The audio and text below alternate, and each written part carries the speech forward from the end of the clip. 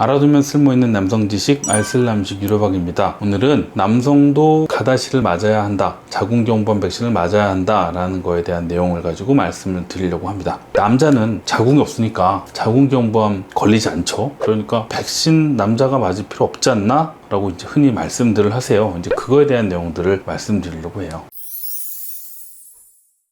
자궁경부암하고 HPV가 여러 가지 문제를 일으키기 때문에 HPV가 사실 굉장히 많은, 현재는 뭐 200개 이상 종류가 이제 밝혀져 있고요. 일반적인 손발에 생기는 사마귀는 이런 번호들이 유발을 하고, 항문과 생식기에는 이런 번호들, 그 다음에 항문 쪽에 생기는 여러 가지 진전된 질환들, 생식기 암은 이런 번호들, 구강에 생기는 것들도 많이 있죠. 이렇게 다양한 것들이 다양한 질환들을 유발한다. 근데 우리가 이제 특히 이제 관심을 가지는 것은 생식기와 관계된 그런 암과 연관된 것들이죠. 그래서 우리나라 이제 자궁경부암 백신은 2007년도에 이가 백신이 처음 도입이 됐고, 2008년도에 사가가 나왔고, 2016년에 국가 백신이 나왔습니다. 그 이후로 계속 접종이 되고 있고, 2016년부터 우리나라 만 12세 여성 청소년을 대상으로 국가 예방 접종 지원 사업이라고 해서 사가 백신을 이제 무료로 접종할 수 있는 지원 사업이 계속 지성이 되고 있고, 아직 남성은 포함되지 않고 있습니다. 무슨 몇 가라고 부르는 거는 200가지 정도 되는 HPV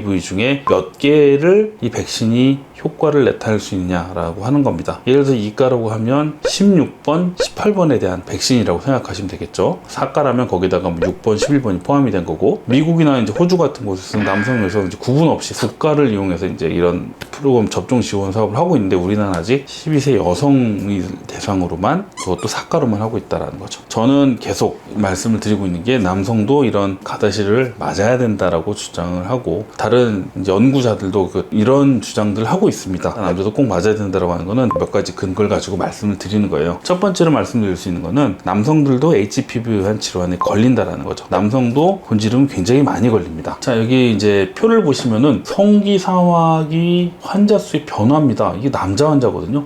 물론 이제 홍보가 많이 돼서 검사를 많이 하고 신경을 많이 쓰기 때문에 많아지는 것도 있겠지만, 그만큼 남자 곤지름 환자 수가 굉장히 많아지고 있다. 남성들도 이런 HPV에서 이제 힘들어하고 있다. 그래서 이런 예방적인 조치가 필요하다. 이 다음 표는요, 어떤 내용이냐면, 여러 치료 방법이 있어요. 다른 방법들이 있는데, 그 중에 레이저를 이용한다든가, 수술적으로 절제를 한다든가, 냉동 치료를 한다든가, 수술적인 치료 방법의 비율입니다. 여성이 물론 절대적인 그런 수는 더 많지만, 이런 수술적인 치료를 받아야 되는 그런 케이스는 여성은 큰 변화가 없잖아요. 서서히 늘어나고 있는데, 남성들은 이런 수술적인 치료를 받는 경우가 굉장히 많고, 그만큼 고통도 많이 따르고 비용도 많이 든다라는 얘기죠. 그렇기 때문에 남성도 HPV에 대한 대책을 세워야 된다라고 말할 수 있는 겁니다. 남성에서도 HPV에 의한 암이 많이 증가하고 있습니다. HPV는 자궁경부암이 워낙 유명하죠. 그 외에 이제 뭐 항문암, 두경부암도 일으킬 수가 있는데, 남성의 경우에는 특히 두경부암이 굉장히 문제가 되고 있어요. 표를 보시면은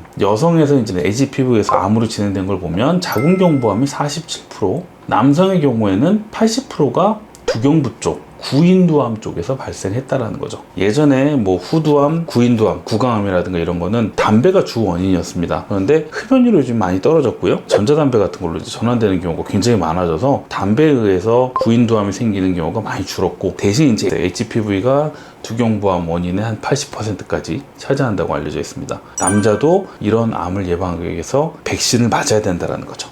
여성의 경우에는 자궁경부암을 미리 발견하기 위한 검사가 존재합니다. 팝스메어라고 하는데, 이게 오랫동안 아주 잘 시행이 되고 있고, 정기검진을 계속 진행이 되면서 충분한 데이터나 이런 게 축적이 돼 있고, 뭐 신뢰도 굉장히 높습니다. 반면에 남자에 주로 걸리는 구인두암 같은 경우에는 미리 선별 검사, 스크리닝 검사를 할 수 있는 게 없어요. 그래서 질환이 늦어지는 경우가 많습니다. 그래서 이거에 대한 뭐 대책도 물론 세워야 되겠지만, 가장 좋은 방법은 이런 암을 예방을 미리 하는 수단이 제일 중요하다고 보는 거죠. 마땅히 발견되는 방법이 제대로 구축된 게 없으니 지금으로서는 예방하는 게 최선이다. 그래서 이제 이런 게 이제 남성들도 자궁경부암 백신을 맞아야 된다라고 말씀드릴 수 있는 근거가 되는 거죠. 또 한 가지 말씀드릴 수 있으면, 집단 면역을 위해서 필요하다라고 말씀드릴 수 있습니다. 집단 면역이라는 개념이 있는데요. 이게 이제 코로나 팬데믹 때 많이 알려진 개념이에요. 전염성을 가진 질환의 경우에는 전체 인구의 일정 수준 이상이 질환에 대해서 항체를 가지고 있으면 더 이상 질환이 유행하지 않는다는 겁니다. 예를 들어서 코로나 백신을 전 국민의 70% 정도가 맞았다고 하면 이제 더 이상 전파가 잘 되지 않는다. 왜냐면 전파를 계속 시켜야 되는데 전파가 되다가 차단되고 차단막이 생긴다라는 거죠. 그래서 전반적으로 전파가 줄어들 수 있다. 그런 개념인데 이게 이제 HPV에 대해서도 마찬가지입니다. 이것도 전파 질환이기 때문에 한쪽 성별이 75% 이상, 남녀 모두를 합쳐서 50% 이상 접종을 완료했다고 하면 집단 면역이 형성됐다고 봅니다. HPV의 경우는 그렇습니다. 여성은 그런 접종 사업들을 해서 항체가 어느 정도 형성이 됐고 접종도 많이 늘어났다고 하는데 그런 접종이 활발하게 이루어진 미국에서조차도 접종률이 50%를 약간 안 된다고 해요. 우리나라는 그거보다 조금 더 낫지 않나 라고 알려져 있습니다. 이게 이제 여성도 75% 이상을 달성을 해야 이 전파나 감염이 좀 줄어들 텐데 그렇게 되지 않다 보니까 사실 어느 정도 한계가 있다는 거죠. 그래서 이 상황에서는 그 전에 맞지 않고 있던 남성들을 주사를 하게 해서